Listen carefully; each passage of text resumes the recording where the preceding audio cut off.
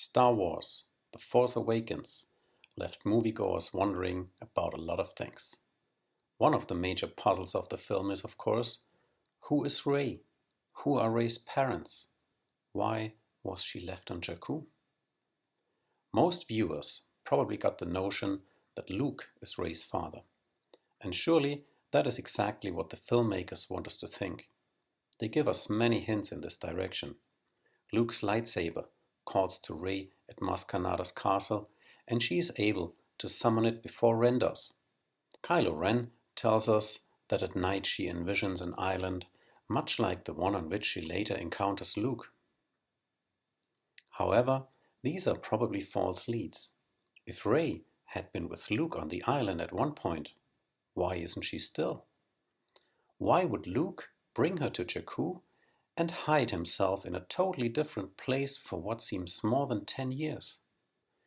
It makes much more sense that Rey is, in fact, Han's and Leia's daughter. This, of course, makes her Kylo Ren's sister, not his cousin. But how can that be?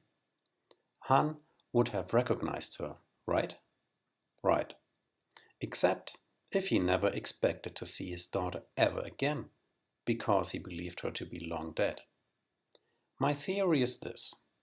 Everyone thinks that Han's and Leia's daughter died the night Luke's Padawans were killed, when in fact she was rescued and hidden on Jakku. But then, who saved her? Well, that's obvious, isn't it? The only person who seems to know, from the very beginning, that there was a special girl in Jakku is Kylo Ren. That's right, Kylo Ren saved Rey, his little sister, and kept her hidden away in safety on Jakku. Hidden from whom? Snoke, I would suspect, or whoever else wanted the new generation of Jedi to be dead in the first place. I also suspect that Ren made it look like she died along with the others. When we see Luke turn off R2-D2, there's a fire in the background.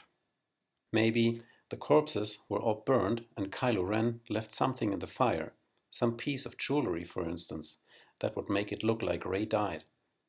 Probably her real name also wasn't Rey, because that should have tipped Han off.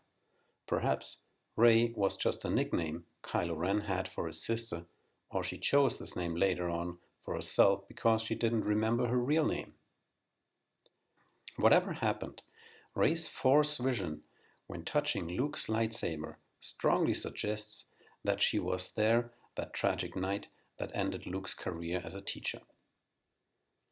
Close up, we see a person being stabbed in the back by Kylo Ren's lightsaber. And that person?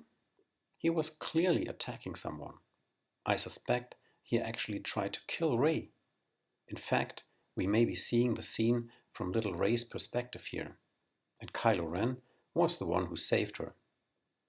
Of course, the scenario leaves open whether Kylo Ren had anything to do with killing Luke's Padawans at all.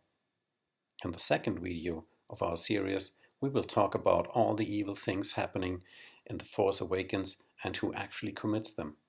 And it's very rarely Kylo Ren. This is just one example. You will also notice in The Force Awakens that Kylo Ren never seriously hurts Rey. His treatment of Rey is very different to his treatment of his other captive, Poe Dameron, early in the movie.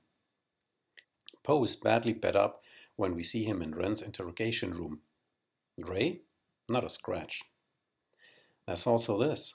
One word from Rey about his mask and Kylo Ren takes it off. Would he do that for some random scavenger even if she happened to be strong with the Force? I don't think so. He seems to care about her. Otherwise, his behavior makes no sense. Toward the end of his fight with her in the snowy forest on Starkiller Base, he even offers to train her. Something he has been doing, intentionally or not, for the whole course of this movie. Every time they met, Rey learned something new from Kylo Ren.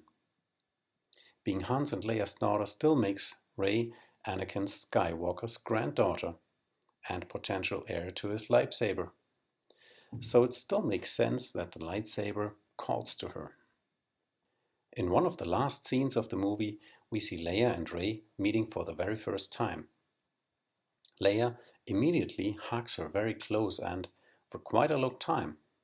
A complete stranger, Leia probably recognized her or felt that this was her daughter stepping out of the Millennium Falcon. I suspect that we will learn that this is the case in an emotional reveal quite early in episode 8. To be fair, there's one scene that does not fit perfectly with my theory. When Han and Leia discuss their past together, she notes that when she gave their son to Luke for training, she lost him and she lost Han. She does not mention losing a daughter too. She could have said that she lost everything or her family, and that could have included another child. But she didn't say that.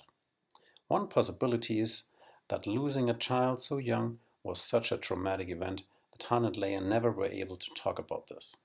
In fact, this inability to process their loss may have been what tore them apart. But this is just speculation. Every other event in the film is well in line with Rey being Han's and Leia's daughter. The most convincing argument for me is that this will make the next 2 episodes so much more interesting from a storytelling point of view. The stakes are just so much higher when our main opponents are brother and sister and not just cousins. So this was my first installment of comments and theories on Star Wars The Force Awakens. I hope you liked it and hope you share the video. Please discuss with me in the comments section. And next up, we'll talk about who commits all the evil deeds in The Force Awakens. And almost never Kylo Ren.